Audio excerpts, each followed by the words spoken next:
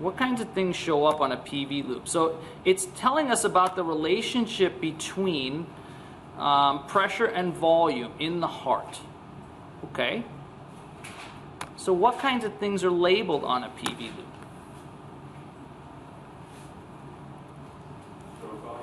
Okay, stroke volume. That's right. So what is a stroke volume?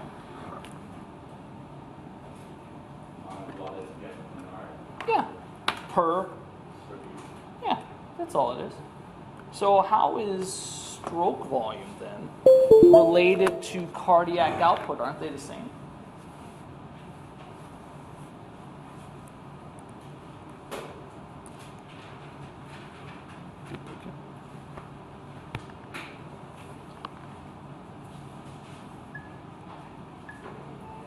Shut it down. I think it went to sleep. Yep, Kurt.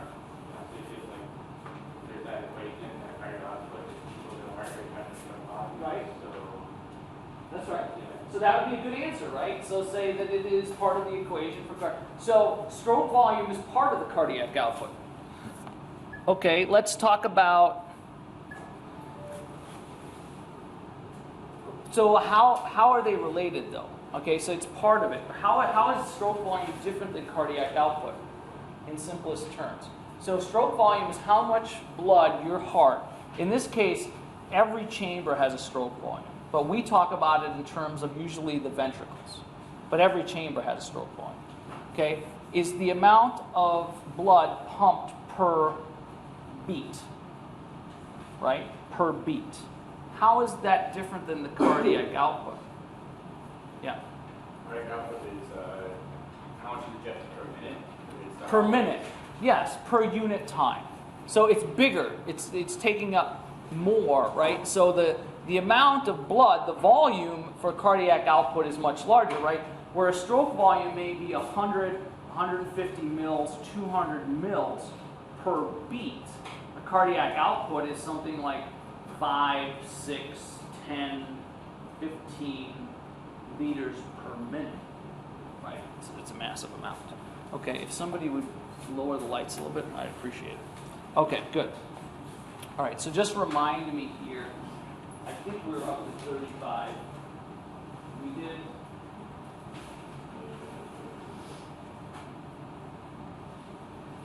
right, we did all of this, we went through, on that day when we do the case studies, one of the things I'm going to ask you to do is I'm going to ask you questions and I'm going to ask you to take the information that changes on a PV loop and make the changes here.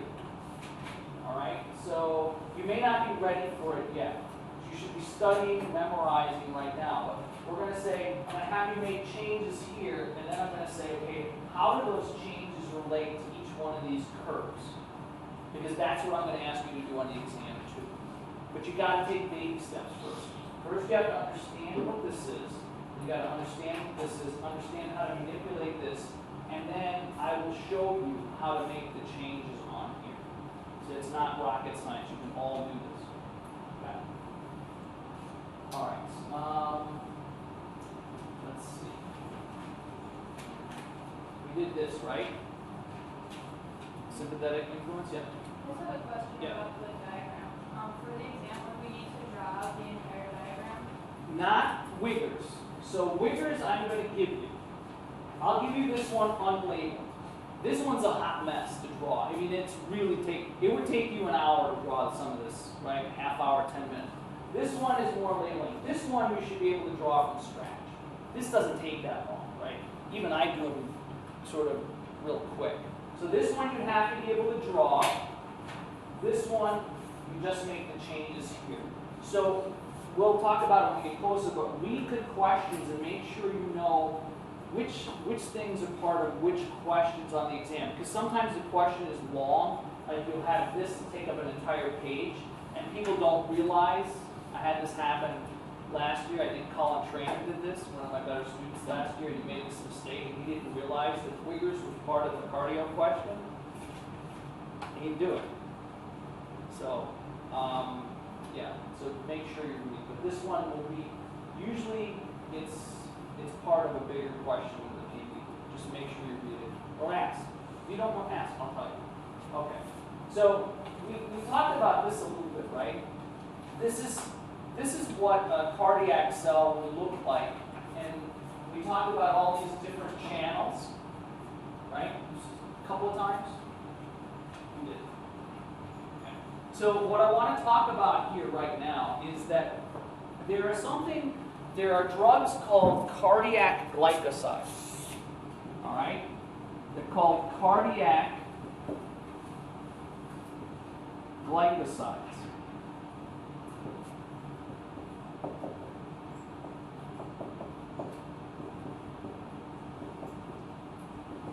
And there are multiple kinds. So this one is called digoxin. This other one is called digitalis. And these drugs are used for cardiac failure patients. Okay? They're poisons. That's what they are. They're poisons. And they increase the pumping strength of the heart. How do they do that? It's all based on this diagram. So I'm going to draw my own version of this.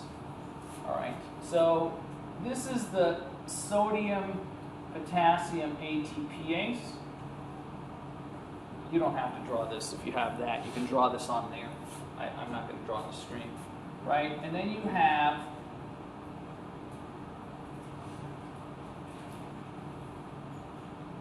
sodium in. So this is potassium in. This is sodium out. Right? And this is calcium out. All right. And then you have a calcium pump. This is a PMCA. So the strength of a cardiac contraction, just like the strength of a skeletal muscle contraction, is directly linked to the amount of calcium available when that contraction occurs. The more calcium you have available when the contraction occurs, the stronger the contraction. Okay? The three things that I've put here, all right, and then I have to draw this too. So this is an SR, right, and you've got calcium pump here, right, and this is also a calcium pump. So after a contraction, you're done with the contraction, right? In a skeletal muscle, you get rid of the calcium from the cytosol by this pump, the Circa pump, right? That's what this is. Remember, this is Circa? But in a heart, the heart gets half, actually a little bit more than half, of its calcium from contraction from where? It only gets half from the SR. Where does it get the other half? Where's the rest of the calcium come from for contraction of a heart cell if only half of it comes from the SR? Because in skeletal muscle, it all comes from the SR, right? All comes from here. So where does the other half come from? Where are your options? You've got a cell, right? This is part of a cell. This is extracellular. And then this is intracellular, right? This is the inside of the cell. If only half, or roughly half, of the calcium for a muscle contraction of the heart comes from the SR, the sarcoplasmic reticulum, my question is, where does the other portion of the calcium? Yeah. Yeah, it comes from out here, right? And that's so you can use that diagram. It comes from outside because you know that the concentration of calcium outside the cell is higher than the concentration of the calcium inside the cell by a lot, right? By a lot. Huge amount. So you have a gradient that works for you. Now, yep. Just like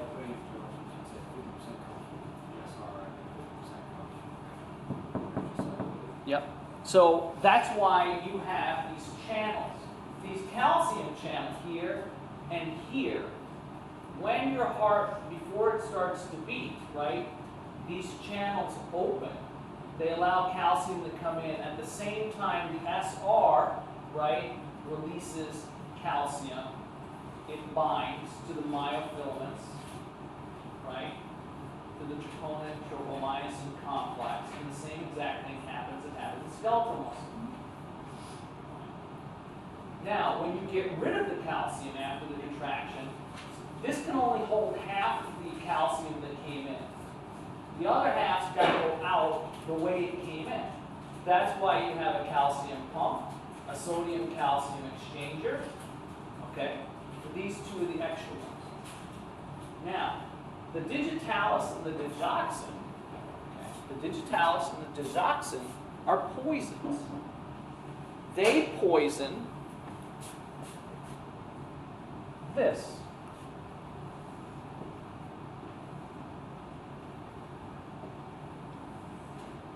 Right? They poison the sodium, potassium, ATPase. Now, they don't poison all of them. They poison them. Now, the question is, why would you poison this ubiquitous, meaning it's everywhere, right? Would you poison some of the sodium, potassium, ATPase? If you're a heart failure patient, right, you have an ejection fraction of 20%, 30%, which is terrible. You're not doing really well when you have ejection fractions, right? These drugs will actually help you by poisoning this. Why? When I poison the sodium, potassium, ATPase, what do I slow down? Well, I don't slow down this one, right? Because this is an ATPase, right? So this is ATP goes to ADP plus PI. Poisoning this thing doesn't affect this pump. Did everybody see that? This is just dependent on ATP. But when I poison this is the sodium-calcium exchanger. It's a secondary active transporter that relies on what? What does this secondary active transporter rely on in order to work? What's the engine for that pump? What's the engine for this pump of the two? Yeah, sodium is the engine, right? Because sodium is going down its electrochemical gradient. If I slow down the amount of sodium, right, getting kicked out, and I do this in enough places in the heart, what am I going to do to the difference between sodium here and sodium here? Oh, they're back there. I thought somebody was asking me a question. I'm like, I don't even know what that question means. What would happen if I poison enough of these, right, to the gradient between here and here? There would be, say that again? There won't be as much sodium leaving cells, okay? But what's the effect? Keep going with that thought.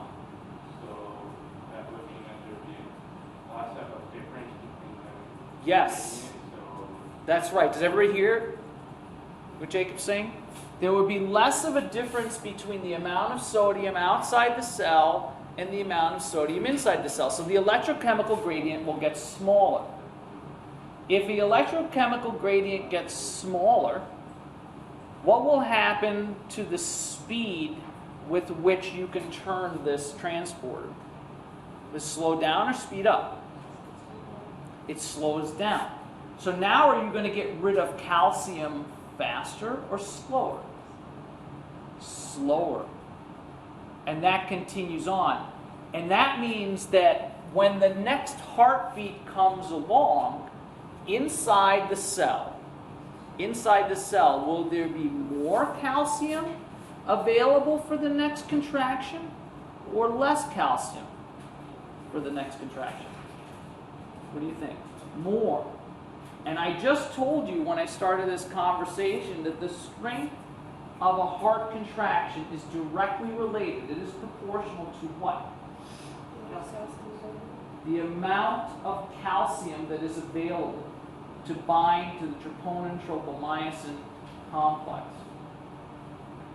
So that's how digoxin and digitalis help. These are real drugs, by the way.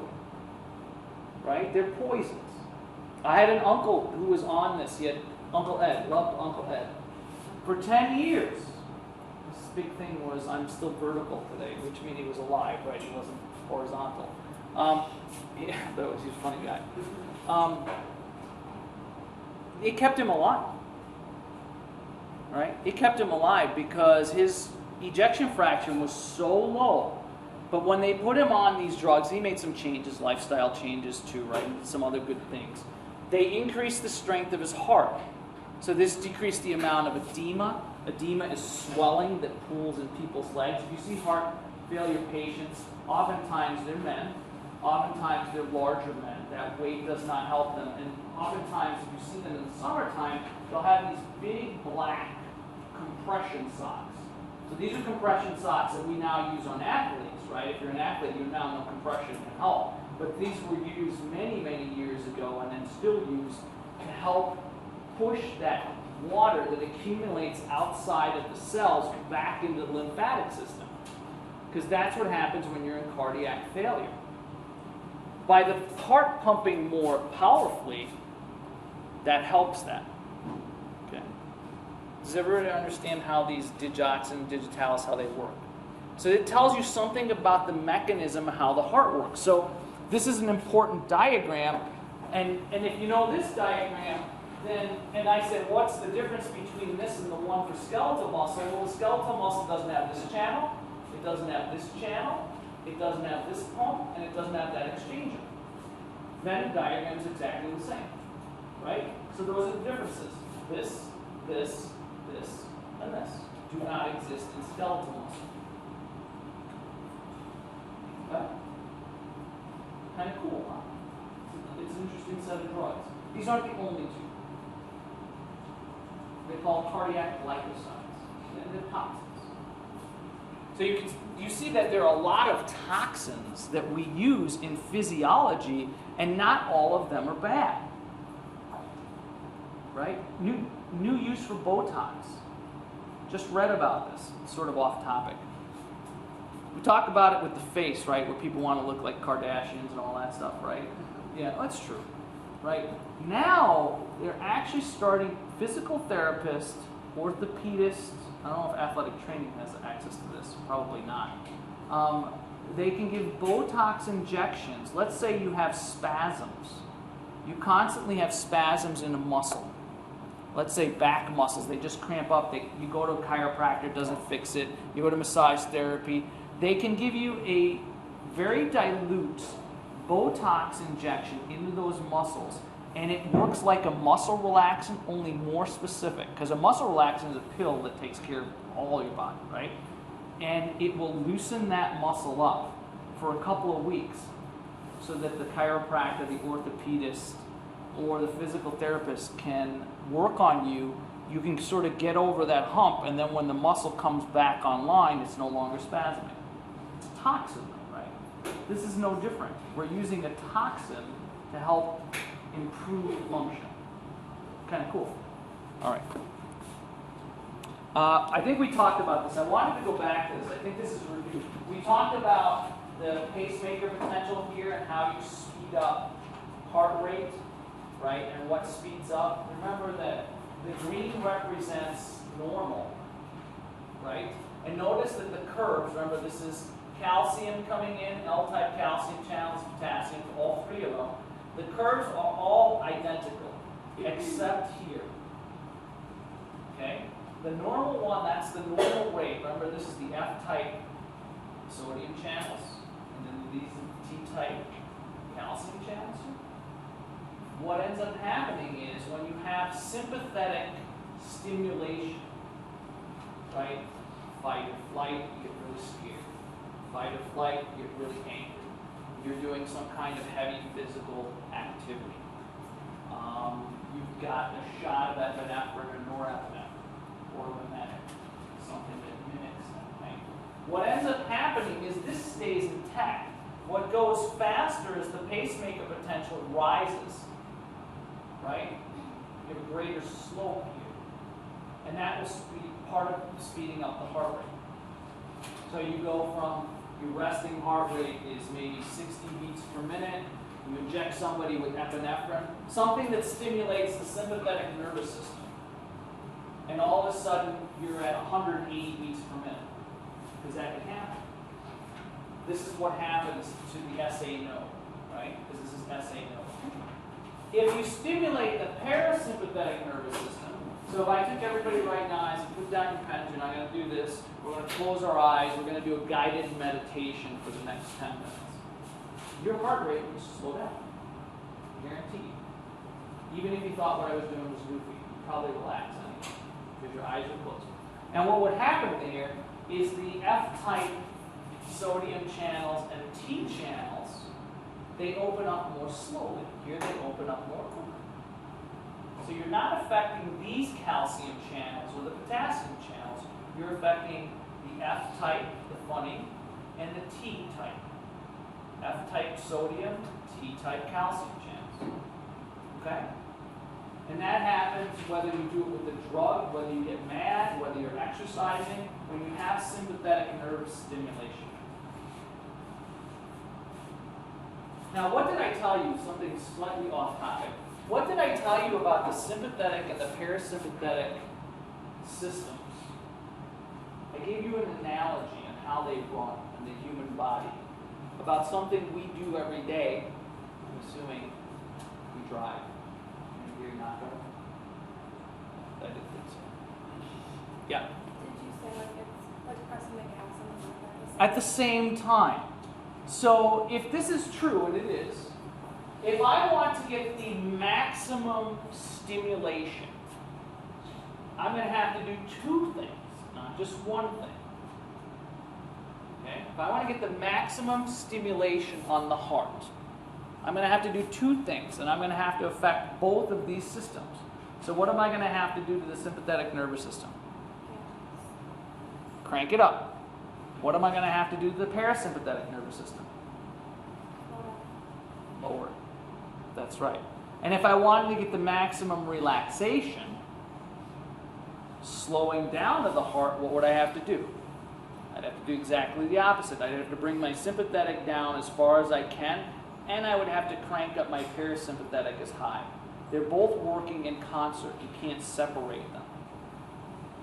Okay, when you affect one, you usually affect the other. Different degrees. Questions? And we went through this whole thing too, so you can take a look at that. All right. This is the big, there are three big diagrams in cardio. This is called the cardiac function curve. This is actually a beast. We're not going to approach it like a beast. I'm going to ask you simple questions, okay? The other two are the PV loop and Wiggers. This is the cardiac function curve. With the three of these, you can answer almost any cardio question. But I'm going to go through it, but it's not going to be a big question on an exam. It'll be part of a question. So I just want you to know that it is an important diagram, and I don't want to make it unimportant, but I'm going to take it down a notch here and say we're not going to go into that deep. All right. So this shows the stroke volume in milliliters. You could put it in liters if you want. It doesn't matter. Versus something called the ventricular end diastolic volume. You've heard of that before, right? Where did you hear about ventricular end diastolic volume? We don't usually put this in front of it. Where do we see this end diastolic volume?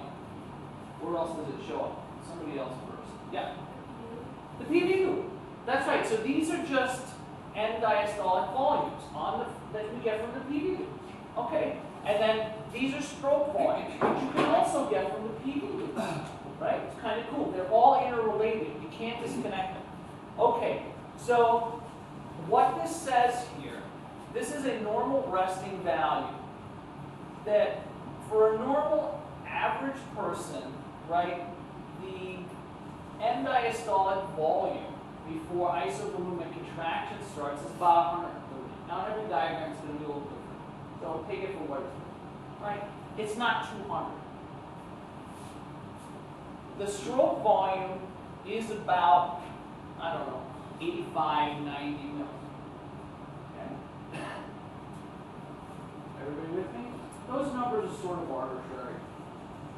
Right? Those numbers are sort of arbitrary. If I increase venous return, okay, I increase more blood is coming back to the heart, therefore the preload is increased on the heart. Right. Okay? I increase that to 205. What happens to my stroke volume? When I increase my end diastolic volume to 200, what happens to my stroke volume? It goes up. That's right. Now, in this portion of the curve here, you would call this what kind of a line for the most part? What kind of a line? For the most part, give or take. Not exactly.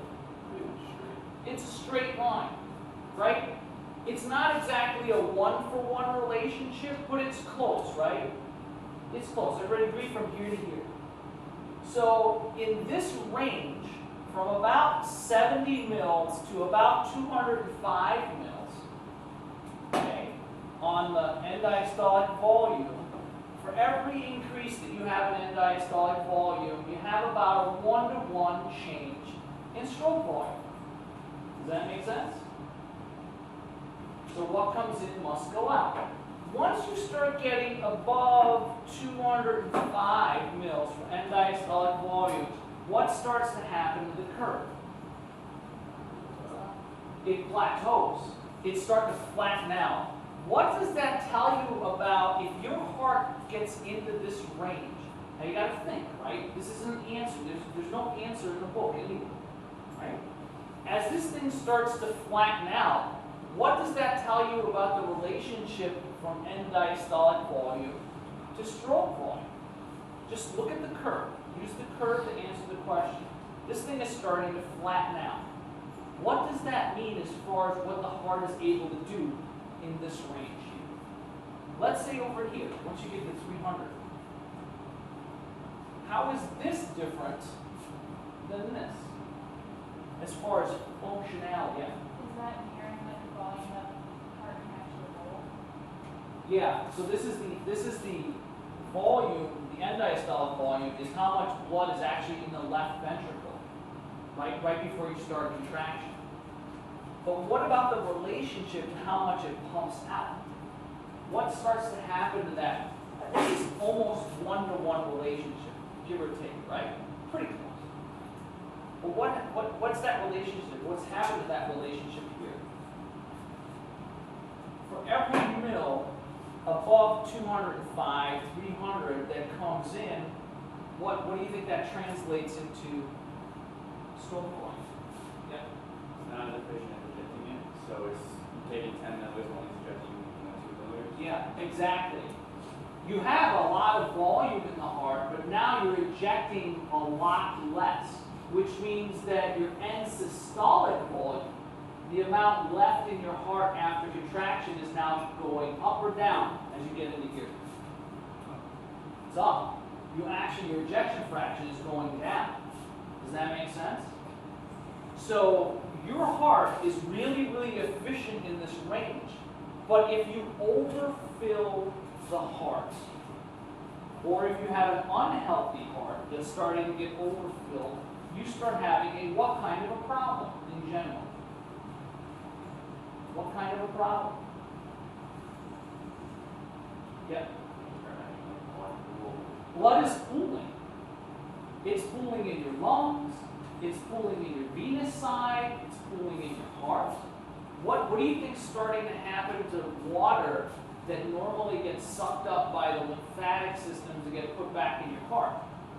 Is it getting sucked out of? No. Where is it staying? It's staying there, and you're getting edema, pitting edema. Everybody know what pitting edema is?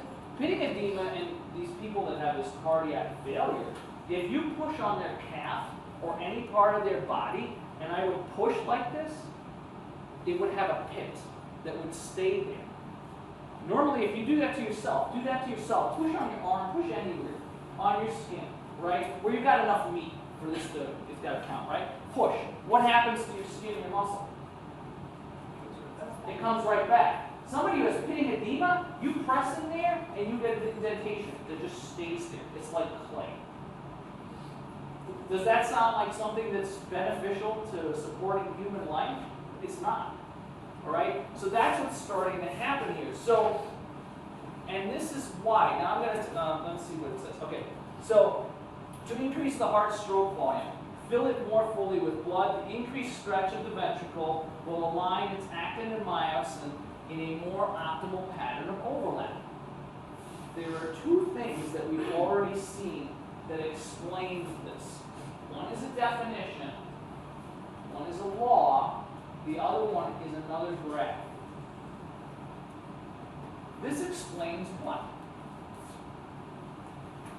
I will give anybody, it's not your group, if you can explain this to me, +3 on your next exam, I'm confident for it right now.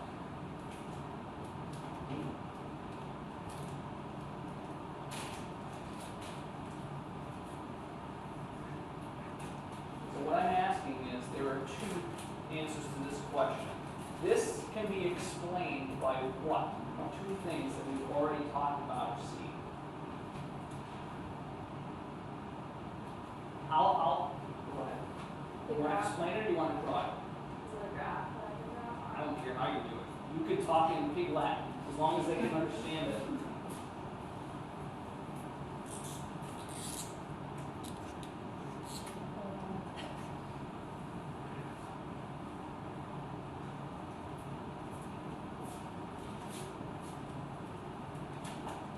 And this would be the optimal length. And this is where the resting length is. So what's happening here on this curve? The length is, there's more blood in the ventricle, so it's going to be. So what's happening on the curve? Yep, now what happens when you flatten out? Where are you then? That's exactly right. That's exactly right. That's what's happening to the curve, right? And thank you very much.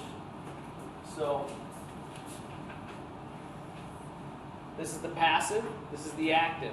Once you get over this hump here where the optimal is, you can only start going down. Now, the law that explains the same phenomenon is called what?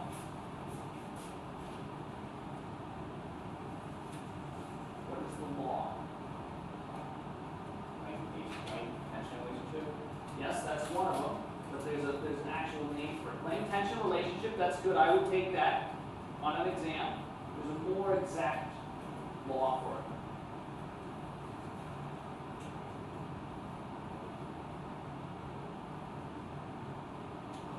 Give your notes. No, it's not compliance. It's a law that explains this. It's the length ten. What Megan says is right. What's that?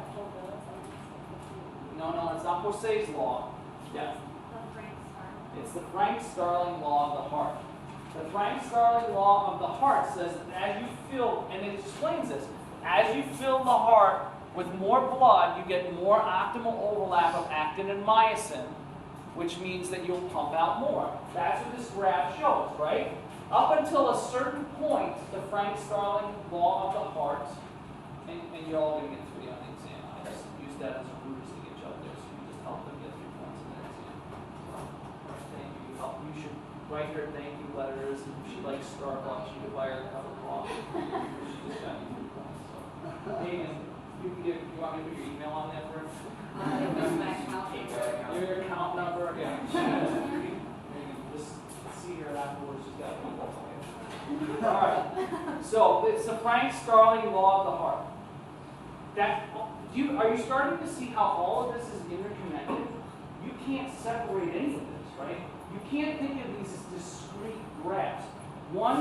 This graph leads into that graph, which talks about length tension, which is the Frank-Starling law of the heart, which you can talk about PV loop, and you can even go into Wiggers. You can't separate any of them. Okay? So this one, you should just know the take-home messages. Okay? The take-home messages are, there is an optimal range for the Frank-Starling law of the heart, the length-tension relationship. And the optimal range, and this is true because you saw this in respiratory. You don't know that you saw it yet, but you saw it. There's an optimal range, and that optimal range always shows up where the line is straight. And when you see a plateau, you're out of the optimal range. When you see a plateau, you're out of the optimal range. This same exact phenomenon happens in the lungs. Exactly the same. It's not called the Frank Starling law. Okay? So where the line is straight, you have an almost one-to-one relationship between end diastolic volume and stroke volume because of optimal overlap of actin and myosin. Where it plateaus, you don't have an optimal overlap. Because over here, the heart is overstretched, right? So some of those actin molecules are actually floating in no man's land. They're not connecting to anything. So now the heart has actually gotten weaker. So can you overfill the heart? Yes. So there comes a point. This only happens in elite athletes. Okay? At the Olympic caliber, and only, not even at the Olympic caliber, like people that have owned world records caliber. There's the only time that the heart or the lungs cannot keep up with the body's demands is in people that are so good, so genetically gifted that this starts to happen. You and I, never. You're never going to get here. Can't happen. We're not that good. You can train, you can spend all the money you want, take all the steroids you want, not going to happen. Right? But it is physically possible for your lungs and your heart to get to the point where they cannot keep up with the demands that you put on it. For everybody else, we just stop mechanically before that. We just can't even push ourselves that hard. Right? But it is possible, is what I'm saying. But for the normal human being that's healthy, and you're all healthy, you're in your 20s, we're pretty much sitting in this range all the time, right about here. We never get here. Now, we can all get to this point if we have heart failure. Now that's pathology. That's what we were just talking about. Then, those people, now they're operating in this range. Right? Now there's no more optimal overlap, this bad stuff going on here. So the digitalis helps bring them back a little bit. Because if the heart is filling too much, if the blood keeps pooling to the heart, what is it going to keep doing to the actin and the myosin fibers? It's going to keep them apart, too far apart. And after a while, they just sort of hang there. And that's not good. And that's why you don't want blood to be pooled in your heart. After each beat, you want to get out as much blood as you can. That way you reset the system. Does that make sense to everybody? So think about, when you think about physiology, this is something I learned a long time ago. I like to think about physiology. There's normal, which is what we're learning, right? There's exercise physiology, and then there's pathology. And if you can think about it, what's normal? What would be an extreme case in exercise or some kind of performance? Because a lot of people are athletes, that jives with them, like you get excited about that stuff. And then what about pathology, since a lot of you want to be healthcare practitioners, right? Those are three, if you can understand that from three perspectives, you get it. Use one to help the other. Sometimes you get the pathology, some people the pathology jives, like they get the pathology. They didn't understand normal, but they get pathology. Well, use that to work backwards. Some people like the exercise. They work their way backwards to normal and pathology. Some people, they get normal and then they work their way out. Use whatever works for you. Get excited about one of them, then this stuff starts to make sense. That's why I always use extreme examples, because it's easy to remember extreme examples. When you're sort of mellow in the middle, they're harder to remember. They're nuancey. Okay? All right, so this is the same curve. All right, this is the same curve. This is a control curve. Now, if you have sympathetic stimulation, what does it do to the curve? If you have sympathetic stimulation, you either get a shot of epi, norepi, you get mad, you get excited, you're doing heavy physical activity, you get scared. What happens to the curve? Well, the curve goes from green, it doesn't change colors, but the curve moves up. The curve moves up. So that means that you have an increase in contractility. Contractility is the amount of force that the heart can produce at any end diastolic volume.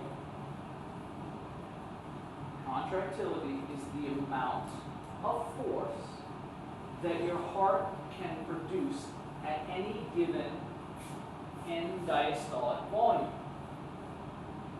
So the Frank-Starling law of the heart basically says that if I bring in more blood, does the heart get stronger? Yeah. If I bring in more blood and I fill the ventricle a little bit more, what will the heart do? Well, Megan did this so nicely. It'll go up on the curve, and remember this is optimal, to a more optimal overlap of actin and myosin, and it will pump harder, but has the end diastolic volume changed in order to do that.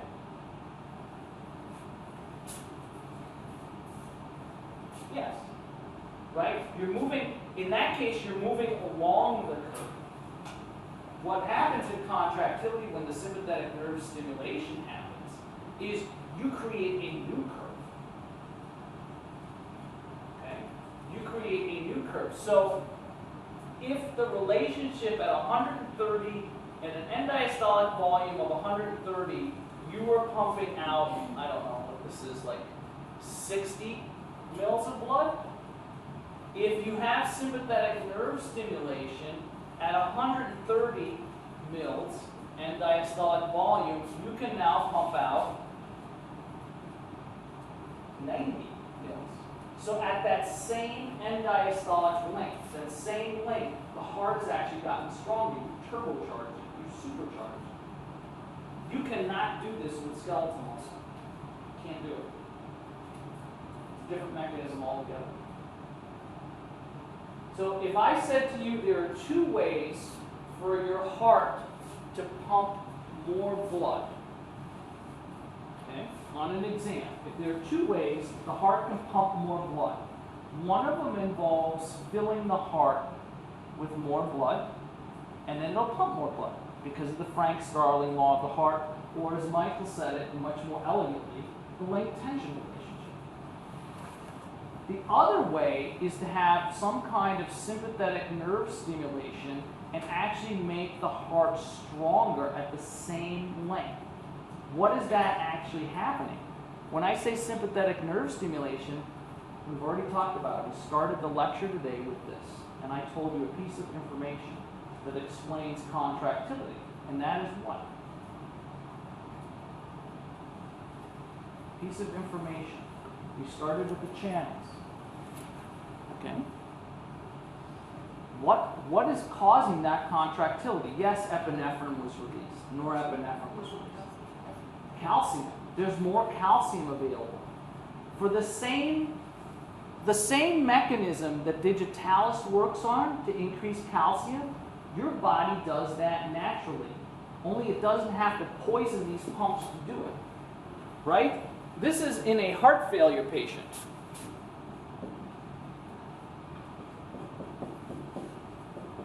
Right? This is in a heart failure patient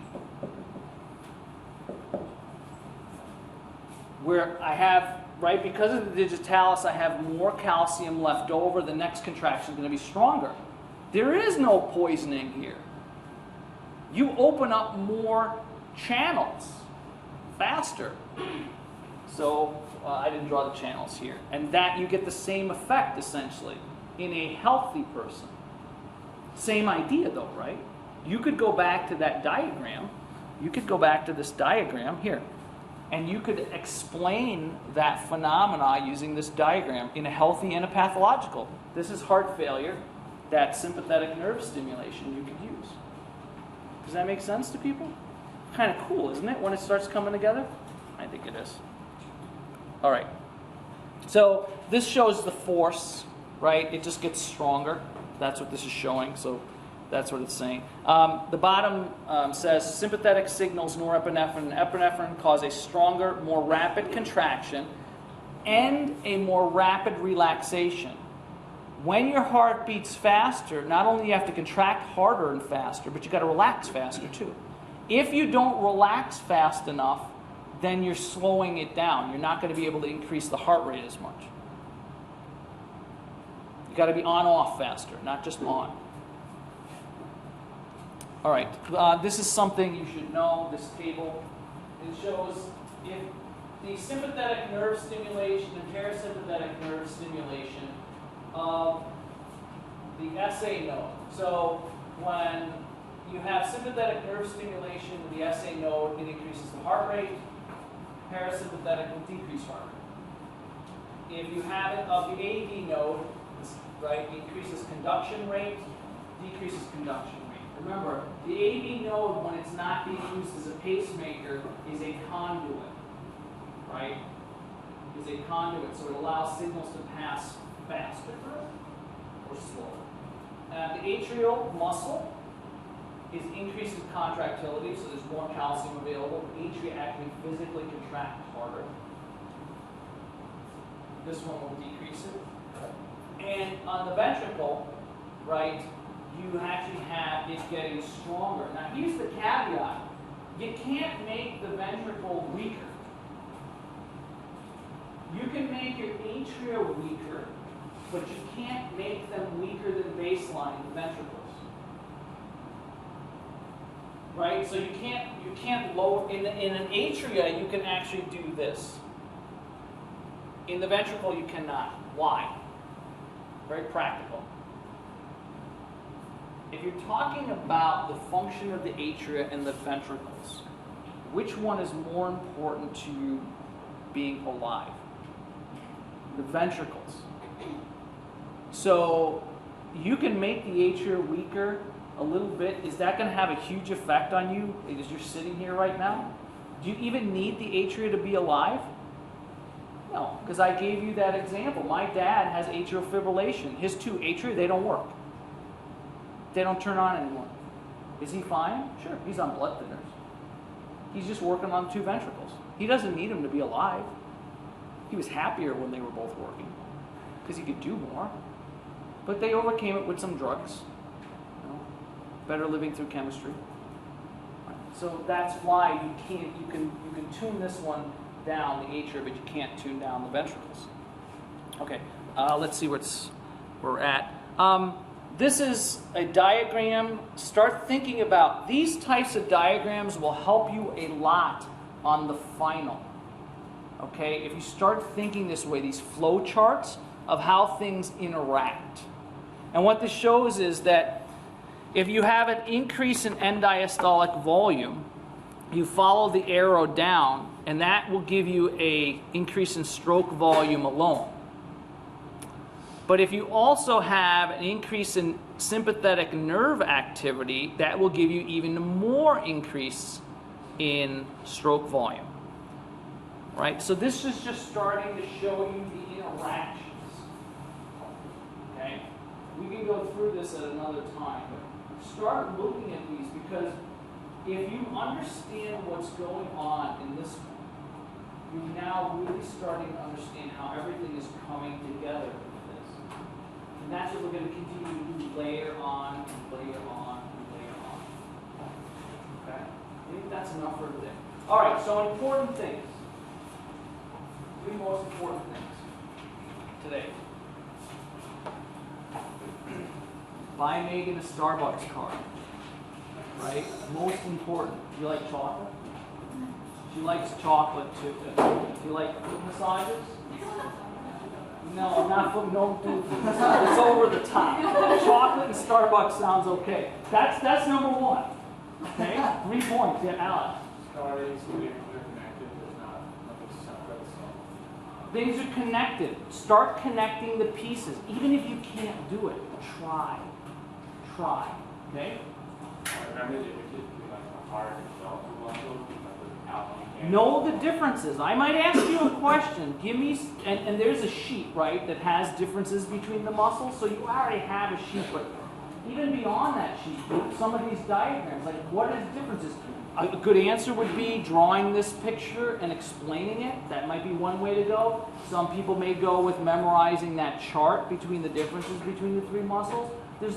Here's the beauty of phys. If you know your stuff, if you're really starting to learn stuff, there's more than one right answer to almost every question that isn't memorization. That's why I like teaching this class more than my anatomy class. Because in my anatomy class, it's either right or it's wrong. And some of these questions are right or wrong. But some of them, you can see how many nuances are. So you can have these entire, this table and this table, give 8 different answers, and everybody get full credit if you understand it. That's kind of cool. All right. So, start working hard. Quiz on Friday. All right. Have a good day.